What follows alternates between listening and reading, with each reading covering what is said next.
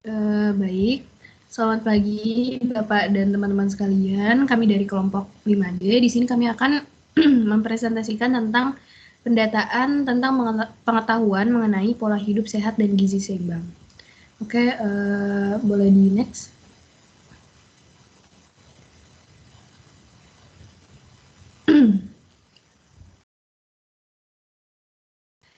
Sebelumnya, perkenalkan saya Sabila Triksi Putri Islami dengan NIM akhir 30113 selaku moderator.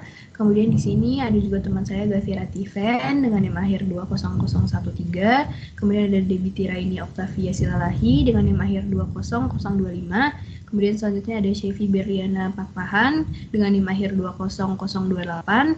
Kemudian ada Anissa Feria Marzelina dengan NIM akhir 30057. Kemudian selanjutnya ada Aisyah Nuriski Wulandari dengan NIM akhir 30096. Kemudian ada juga Vidya Migarewanti dengan NIM akhir 40197. Kemudian ada Diana Isnaini Musyadah dengan NIM akhir 40206. Kemudian yang terakhir ada Siti Zahra Zahira Al-Ahdi dengan NIM akhir 40224. Baik, boleh di next. Untuk yang selanjutnya, latar belakang akan dibacakan oleh teman saya. Tempat dan waktu saya persilakan. Baik, jadi di sini saya akan membacakan dan menjelaskan tentang latar belakang. Nah, berdasarkan judul kuesioner kita yaitu pengetahuan gizi dan juga pola hidup sehat. Arti dari pengetahuan gizi dan juga pola hidup sehat sendiri yaitu pengetahuan seseorang yang berhubungan dengan makanan dan kesehatan yang berperan penting dalam menentukan derajat kesehatan. Pengetahuan itu merupakan tahap awal dalam perubahan sikap dan juga perilaku. Untuk mencapai tahap perubahan sikap dan perilaku, maka diperlukan peningkatan pengetahuan terlebih dahulu seperti itu. Nah, kemudian masalah gizi dan juga pola hidup sehat ini dapat terjadi karena kurangnya pengetahuan. Salah satu masalah yang akan muncul adalah adanya ketidakseimbangan asupan makanan. Kelebihan atau kekurangan asupan makanan secara bersamaan dapat memicu terjadinya beban ganda masalah gizi. Untuk mencapai kesehatan dan status gizi yang optimal, maka diperlukan adanya pedoman gizi seimbang. Perbaikan keadaan gizi dan juga pola hidup sehat ini penting untuk meningkatkan kesehatan. Asupan gizi yang baik tidak akan terpenuhi tanpa makanan yang sehat, yaitu makanan yang mengandung zat-zat gizi yang diperlukan tubuh. Kemudian untuk selanjutnya bisa dijelaskan oleh teman saya.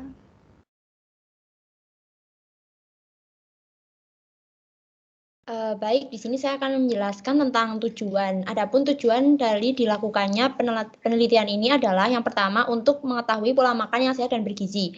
Kemudian yang kedua untuk mengetahui manfaat mengonsumsi makanan dengan gizi seimbang. Yang ketiga yaitu untuk mengetahui gaya hidup yang sehat dan berkualitas. Dan yang keempat untuk mengetahui resiko dari gaya hidup dan pola makan yang tidak sehat. Selanjutnya akan dilanjutkan oleh teman saya. Baik, untuk selanjutnya yaitu ada rumusan masalah. Untuk yang pertama yaitu apa definisi dari gizi seimbang, lalu apa itu pola hidup sehat. Kemudian apa makanan yang kita konsumsi sudah mengandung gizi yang seimbang, kemudian bagaimana waktu tidur yang baik untuk pola hidup sehat, dan yang terakhir yaitu apa saja manfaat dari kita mengkonsumsi gizi seimbang. Untuk selanjutnya akan diteruskan oleh teman saya.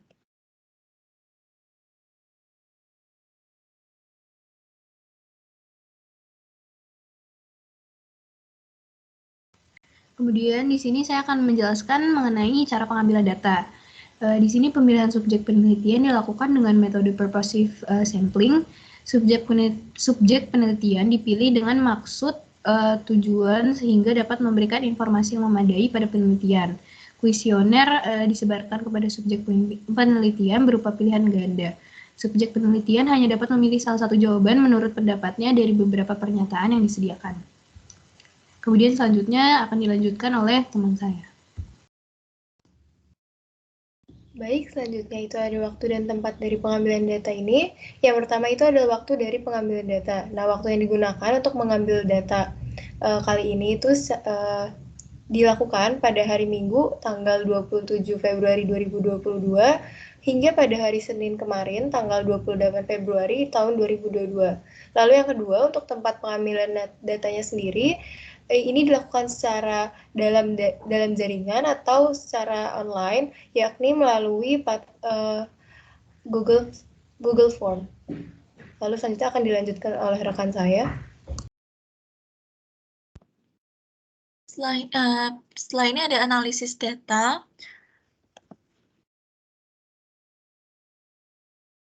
Yaitu pertanyaan nomor 1, apakah Anda tahu tentang pola hidup sehat dan gizi seimbang? Berdasarkan data pengamatan, terdapat 78,4% responden yang mengetahui tentang pola hidup sehat dan gizi seimbang. Selanjutnya, ada 18,9% responden yang mungkin mengetahui tentang hal ini. Selanjutnya lagi, ada 2,7% responden yang tidak mengetahui mengenai hal ini.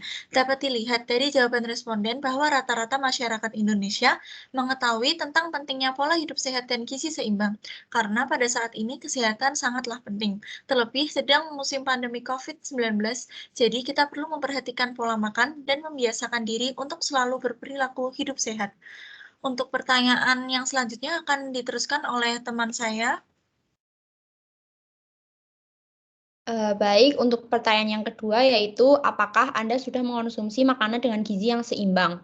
Dari 111 jawaban ditemukan 49,5% responden belum mengkonsumsi makanan dengan gizi seimbang. Sedangkan 50,5% sudah mengkonsumsi makanan dengan gizi seimbang. Dapat dilihat dari jawaban responden, meskipun masyarakat Indonesia lebih banyak sudah mengkonsumsi makanan dengan gizi seimbang, hal ini tentu saja masih kurang. Terlihat jelas dari sedikitnya selisih masyarakat yang mengkonsumsi gizi seimbang dan juga tidak. Hal ini menunjukkan bahwa sebenarnya masyarakat sudah sadar dengan pentingnya gizi seimbang, tetapi mereka tidak menerapkannya dalam kehidupan sehari-hari. Selanjutnya bisa diteruskan.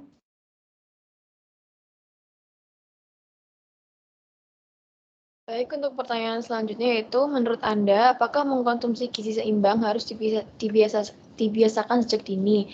Nah, jadi berdasarkan data pengamatan, ditunjukkan hasil bahwa seluruh responden telah mengetahui jika mengkonsumsi gizi seimbang itu harus dibiasakan sejak dini, karena gizi dari masa pertumbuhan tersebut yang menentukan bentuk fisik dari kita sendiri. Tidak ada salahnya kita membiasakan hal ini sedini mungkin agar nantinya tidak terjadi penyesalan. Untuk pertanyaan selanjutnya, bisa dilanjutkan teman saya. Baik, saya akan melanjutkan untuk pertanyaan yang selanjutnya, yaitu pilihlah makanan yang Anda konsumsi sehari-hari. Berdasarkan hasil dari penelitian ini, berdasarkan data pengamatan ini, terdapat 97,3% responden yang sehari-harinya mengkonsumsi nasi dalam sehari-harinya. Selanjutnya ada 91% responden yang sehari-harinya mengkonsumsi mineral, yaitu air putih, dan ada juga 86,5% responden yang sehari-harinya mengkonsumsi ayam dan telur. Dan ada juga 70,3% responden yang sehari-harinya mengkonsumsi sayur-sayuran. Selanjutnya ada 43,2% responden yang sehari-harinya mengkonsumsi buah-buahan. Dan ada juga 41,4% responden yang sehari-harinya mengkonsumsi susu. Ada juga 37,8% responden yang sehari-harinya mengkonsumsi daging. Selanjutnya yang terakhir ada 36,9% responden yang sehari-harinya mengkonsumsi vitamin. Dapat dilihat dari jawaban responden bahwa rata-rata masyarakat Indonesia sehari-harinya paling sering mengkonsumsi nasi, mineral, dan ayam dan telur. Dan selanjutnya untuk yang jarang dikonsumsi oleh masyarakat Indonesia adalah sayur-sayuran, buah-buahan, dan susu. Dan selanjutnya yang paling sedikit dikonsumsi oleh masyarakat Indonesia adalah daging dan vitamin. Hal ini menunjukkan bahwa masyarakat Indonesia kurang dalam menerapkan 4 pilar gizi seimbang karena masyarakat Indonesia masih banyak yang kurang mengkonsumsi makanan 4 pilar gizi seimbang.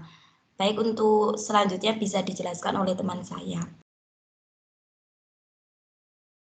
Baik, untuk pertanyaan yang kelima yaitu mengenai berapa lama waktu tidur Anda setiap malam harinya.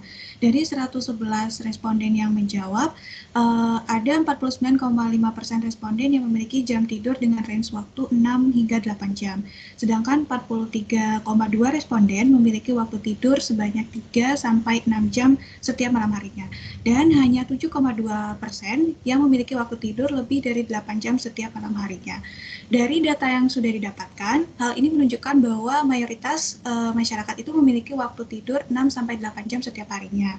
Salah satu faktor yang mempengaruhi agar pola hidup menjadi sehat dan gizi kita menjadi seimbang ialah waktu tidur yang baik.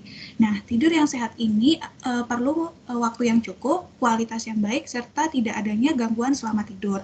Sebuah penelitian yang menyebutkan bahwa untuk usia 18-60 tahun, waktu tidur yang baik ialah selama lebih dari 7 jam. Artinya, jika mengikuti opsi yang sudah diberikan, maka berada di opsi 6 hingga 8 jam. Sedangkan untuk usia 13-17 tahun, waktu tidur yang baik ialah berada di 8-10 jam. Artinya, jika mengikuti opsi yang diberikan, maka berada di opsi lebih dari 8 jam.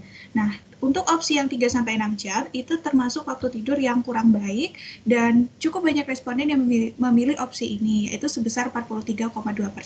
Hal ini menunjukkan bahwa masih banyak orang-orang yang belum menerapkan waktu tidur yang baik untuk kualitas hidup mereka. Selanjutnya akan dilanjutkan oleh teman saya. Baik, untuk pertanyaan selanjutnya yaitu, menurut Anda, seberapa besar manfaat dari menerapkan pola hidup sehat dan mengkonsumsi makanan bergizi seimbang? Berdasarkan data responden, 82% menganggap bahwa besar manfaat dari menerapkan pola hidup sehat dan mengkonsumsi makanan bergizi seimbang. Kemudian 18% lainnya menganggap bahwa menerapkan pola hidup sehat dan mengkonsumsi makanan bergizi seimbang penting. Sedangkan opsi tidak penting tidak dipilih sama sekali oleh responden. Hal ini menunjukkan bahwa tingkat kesadaran responden secara keseluruhan sudah baik, yang mana tingkat kesadaran responden ini sangat penting untuk menjadi perhatian dari survei ini, karena berangkat dari kesadaran, perilaku menerapkan pola hidup sehat dan mengkonsumsi makan bergizi seimbang dapat diterapkan sepenuhnya dengan baik oleh masyarakat, sehingga target dalam meningkatkan kualitas hidup masyarakat dengan menerapkan pola hidup sehat dan mengkonsumsi makanan bergizi seimbang dapat tercapai. Baik, untuk selanjutnya bisa dilanjutkan oleh teman saya. Untuk pertanyaan ke-7, yaitu berapa kali biasanya Anda melewatkan sarapan dalam waktu seminggu? Berdasarkan data pernyataan responden, ada 44,1% responden itu melewatkan sarapan paginya kurang dari 4 kali dalam seminggu. Lalu ada 32,4% responden melewatkan sarapan paginya 4 kali atau lebih dari 4 kali. Dan ada 23,4% responden tidak pernah sama sekali melewatkan sarapan paginya. Dari data pernyataan ini itu menunjukkan bahwa banyak responden yang melewatkan sarapan paginya itu kurang dari 4 kali dalam seminggu, padahal sarapan termasuk kunci utama dalam pola hidup yang sehat. Selanjutnya boleh dijelaskan oleh teman saya. Baik, untuk selanjutnya, pertanyaan nomor 8 adalah seberapa sering Anda memilih maksudnya melihat aspek kesehatan atau gizi jajanan yang Anda konsumsi setiap harinya. Nah, berdasarkan hasil yang didapatkan, sebagian besar responden memilih terkadang, sedangkan persentase responden yang memilih selalu sebanding dengan persentase responden yang memilih tidak pernah. Hal ini membuktikan bahwa aspek gizi belum menjadi prioritas responden dalam memilih makanan.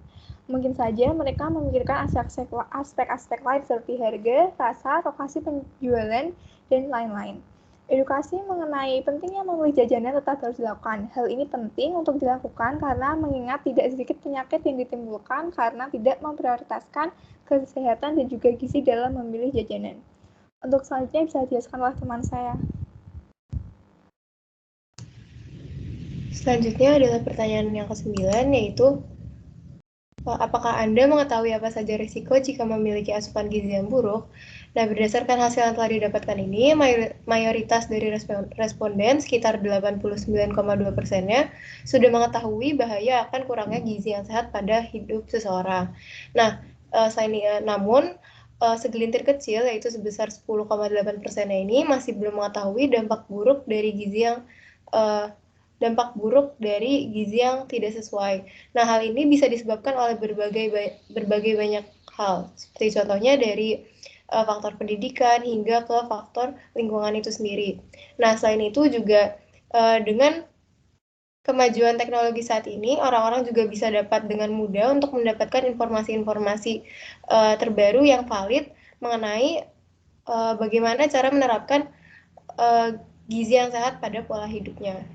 Mungkin selanjutnya pertanyaan nomor 10 akan dilanjutkan oleh rekan saya. Baik, jadi untuk pertanyaan yang terakhir yaitu seberapa sering Anda mengkonsumsi mie instan? Berdasarkan data di atas, diperoleh hasil 52,3% kadang-kadang, 25,2% jarang, 19,8% sering, dan sisanya selalu dan tidak pernah. Hal ini menunjukkan bahwa kondisi gizi dari para responden sudah cukup baik. Artinya, mereka bisa mengatur kapan jeda waktu yang tepat untuk mengkonsumsi mie instan. Seperti yang kita ketahui, bahwa mengkonsumsi mie instan secara berlebihan itu tidak baik bagi tubuh, karena berdasarkan penelitian, sudah banyak kasus penyakit yang penyebab utamanya adalah terlalu sering mengkonsumsi mie instan. Untuk itu, terbukti bahwa mie instan mengandung bahan yang tidak sehat bagi tubuh kita. Untuk yang selanjutnya, yaitu ada kesimpulan bisa dilanjutkan oleh teman saya.